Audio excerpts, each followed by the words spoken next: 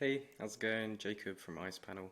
I want to give you a quick run through of our drafting system that may be useful if you're doing a current versus future state architecture process and you want to separate out your future plans than what you're showing in your current model.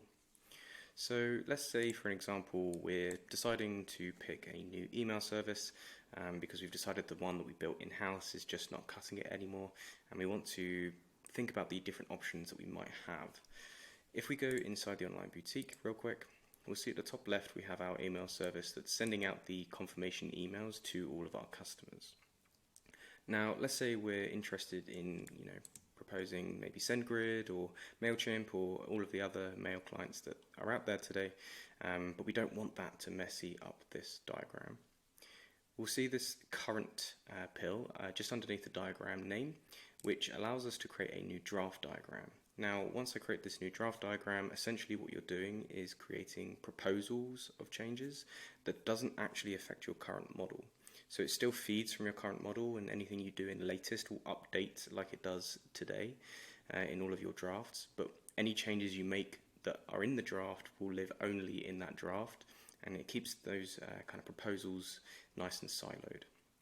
So once we select that, we'll now see we're in drafting mode, and the pill is now changed to say draft 1. So we're now as part of the design draft that is attached to this apps and stores diagram. Let's say we're interested in adding a new system.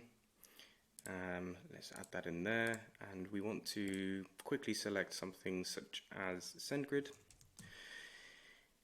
If we select that, we'll see we now have SendGrid added to our diagram and also to our model. Now we want to update, say, this connection here. We want to now send all of our confirmations to SendGrid, and we also want to update this connection of emailing also to SendGrid. So now our email service is going to be deprecated, or let's just say we're removing it for the sake of this design. So this allows us to show that change, and we're now going to be confirming orders via SendGrid and sending those emails out to our customers via SendGrid. Now, if we hover over the review and merge, we'll see all of those changes that we've proposed in a list. I'm just going to click that and we'll see a kind of bigger view. So here we can see that we're now we've added SendGrid, we've changed the end connection points and the start connection points to and from SendGrid, and we can merge that in if we wanted to. Now, what's great is that if we go to our apps and stores, we can see this is what our current state looks like. We can even highlight this easier if we turn on our status, maybe tag or pin that tag removed there.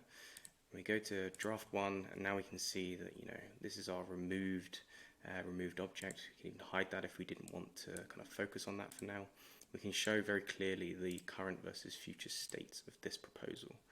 We can create many of these, and each draft will have its own version. So again, we've created a second draft now, which is using the current model, but maybe we want to add a new system that is maybe MailChimp as a second option there. We can add that in and do the same thing, change the connection points, update the model, and the same for sending the email out, update the model.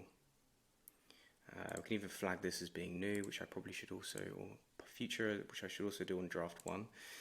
Now we can kind of flick through all of the different options that we have there, which is really, really nice to kind of show the current versus future state of your architecture. Now, once we want to, let's say we've decided on SendGrid for this particular use case, we want to review and merge, and we can merge that model change in. Once we click this, it's going to replace your current design, remove all of your other designs that you had of that, and then, update your model everywhere. So we can bring back that email service which is removed. We've set it as removed because we want to make sure that people are aware of the changes that are happening in the future. So you'll notice that you can't actually delete anything in those drafts. And this is by design. This just means that those proposals you're showcasing, firstly, it's letting people know when things are being removed or are currently live. But also you'll reduce the amount of conflicts that are happening inside the back end to make this kind of change and this system work. So that's really quickly how the drafting system works. They're all diagram specific, so each diagram has its own drafts that it can have. And yeah, hopefully you enjoy this feature and watch it grow as we continue to gain feedback on this. Let me know if you have any questions on it, and yeah, talk to you soon.